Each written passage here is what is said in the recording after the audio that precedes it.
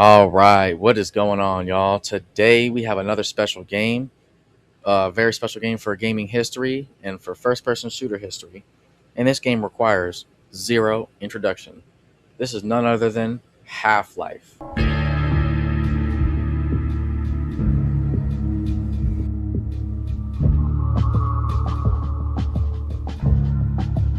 Now, as most of you guys know, this game has gone on to be one of the most legendary and most influential games ever made, especially for first person shooters.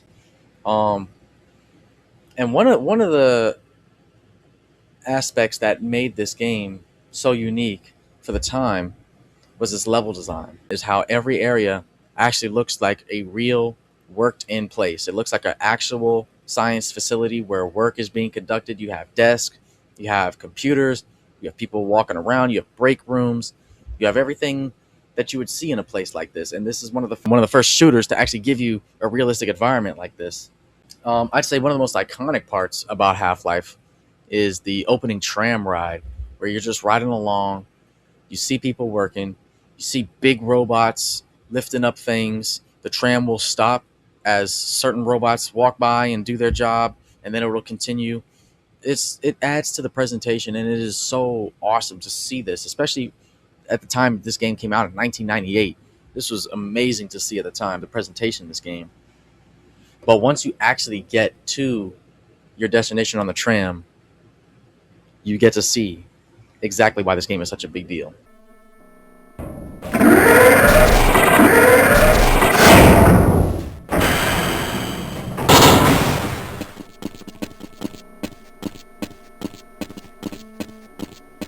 What? Yes, when that door opens and you see the NPCs just walking around talking and doing their thing, that blew people away at the time.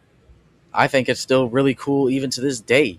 You walk around, this area is a lot of fun. You just walk around, talk to people, talk to NPCs, just play around with them. Everybody likes to, play around, blow up the microwave. Everybody does it. Yes, we all go behind the desk and press the button to set the alarm off. Good stuff. Great stuff. But yes, going back to the level design, yes, Half-Life was one of the first games to actually have this nice, compelling level design. But something else that I think Half-Life does really well um, is the interconnected levels. So Blast Pit, for example, one of my favorite levels. You go through, you have to turn on the oxygen and the fuel to destroy this alien creature that's in the building, I guess. Right? You go into one section of the level, hit the fuel, go into another section, hit the oxygen, then go back into the main hub and press the button to destroy the alien. I love stuff like that. And actually, this level design comes straight from Quake 2. Quake 2 was one of the first shooters to actually, or maybe even the first shooter to have interconnected levels like this. In the opening, one of the opening sections of the game, you have this exact sort of situation here. You have to go through one side to get a key, to then go to proceed to the other side, which is exactly where Half-Life gets it from. And it's very cool. I love to see how iterations and changes are made to these certain things. And this is exactly what I like to see. Something else that this game did that was extremely unique for the time was its story. Like we discussed in the Quake 2 video, so if you haven't seen that, definitely go check that out. It's very relevant here. But like we discussed in that video, shooters before Quake 2 and Half-Life didn't really have a story. You were just the guy. You get a gun in your hand and you just shoot everything. But Half-Life does not do this.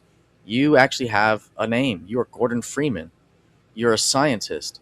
And you're part of an experiment that's gone wrong, essentially. That's what happens. And that's how the story unfolds. You just are continuing to question as you play the game. You'll go through, at first it's just, science experiments gone wrong. You have to escape. You need to get out. But things keep on happening. Like aliens start appearing out of nowhere and teleporting into the base. Zombies are getting created out of these head crab creatures. Then out of nowhere, the military comes in. You think it's to save you, but they're there to gun you down. And so the story just continues to unfold in this way, in this manner, as you keep playing. It keeps on progressing. And that's the most unique thing that this game really does, in my opinion, is have a story that progresses right in front of the player as you play. No cutscenes, none of that. Something else I like about this game's story is that there's there's no almost no cutscenes, and there's no explanations or lore dumps that happen. There's nothing like that.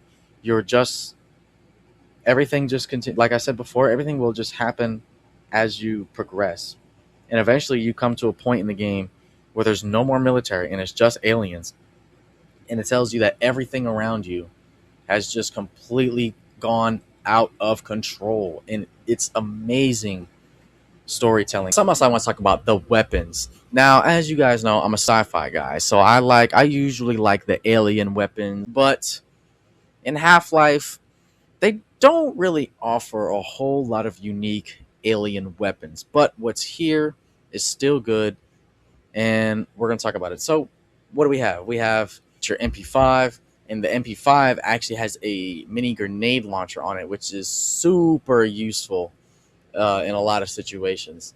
And that was pretty much my go-to gun for pretty much all spicy combat encounters. It was just the old trusty, sort of like how the shotgun and the double shotgun in Doom are like the trusty weapons. You're always going to be using those. That's how I felt with the MP5 in Half-Life.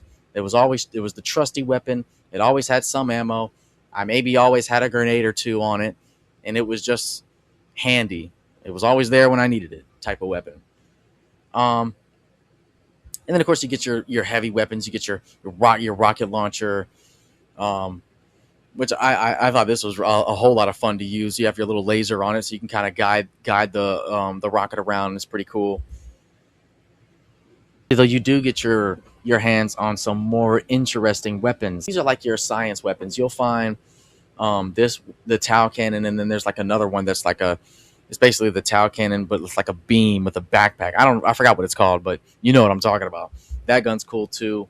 These are like the science weapons though. Not really alien, but still cool and still sci-fi. And I did use these quite a bit. Didn't have a whole lot of ammo. I ended up using the other one more than the Tau cannon, the one with the beam on it. That one was a lot more reliable, did way more damage. And honestly, I felt like it was kind of like a sort of like a BFG, not as cool and as powerful as a BFG, but it will still take out an enemy, and it was like Half-Life's version of a BFG. Film. Something else interesting I wanted to point out about this game that I actually found to be a little bit annoying was that there's no visual feedback for doing damage to enemies. So, for example, in Quake 2, going back to Quake 2, when you shoot enemies, they have nice visual feedback of how much damage you've done to them. They get bloodied up, they get scars, and it's nice. It's a quick glance feedback into how much damage you've done to the enemy and how much is left before they're finished. And I was a bit sad to see that Half-Life does not have anything like this, and I found it to be a little bit annoying, especially fighting the bosses in the game, like the Queen Head Crab, whatever that thing is called, and the final boss, the Nylymph, or the big baby thing. Okay, I found it kind of annoying unloading rockets right in their face, and there's no sort of damage models to indicate how much I've done. So I felt I doesn't detract from those boss fights. They were still really. I still had a load of fun doing, especially the Nylymph, where you have those little launching pads on the ground. You could just jump up in the air really high.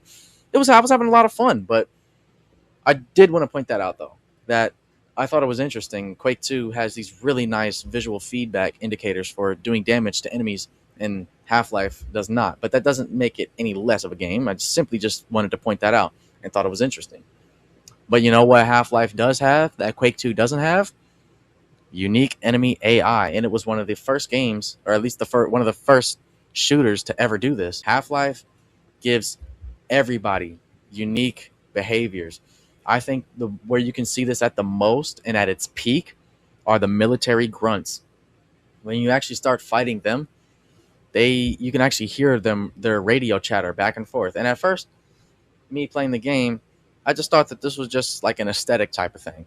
Like, I thought the sounds and the noises were just there to add ambiance. But they are actually communicating with each other in real time. This is part of their scripted AI that they can do with each other. They actually are communicating and trying to actively flush the player out. that radio chatter is not random. They are actually communicating with one another. And I found that to be the most interesting thing I'd ever seen. Now, of course, this isn't unique now. This isn't anything new now. But I thought that that was very interesting for Half-Life to do. To give these enemies basically a set of behaviors that they can do at any given time. I thought that was awesome. And you can see this at in work. Not only with their radio communication, but if you hide behind cover or if you go out of sight, they'll start talking to each other and they'll start throwing grenades and trying to flush you out. And this is just extremely unique for the time. But that is pretty much all I have to say about Half-Life. I'm not going to spoil the story or too much more than I already did. But that's pretty much it. It was an extremely unique game for the time. It pushed technology forward and it pushed gaming forward, first-person shooters forward. It did a lot of things for gaming and for gaming history. And like we discussed in my Quake 2 video, I do feel like Half-Life overshadows Quake 2 because Quake 2 actually, like we discussed here, did a lot of things first before Half-Life. And it doesn't get enough credit for it. But I've already discussed those things in that video. So like I said before, definitely check that out if you haven't. But that's going to be it for this one. I think I've pretty much said all that needs to be said about this. If you have not played Half-Life, or if you have, play it again. And if you haven't, what are you doing? It has a PlayStation 2 port, which can be easily emulated on anything. I mean, come on, bro. Seriously. That's going to be it for me. Appreciate you watching, and I am out.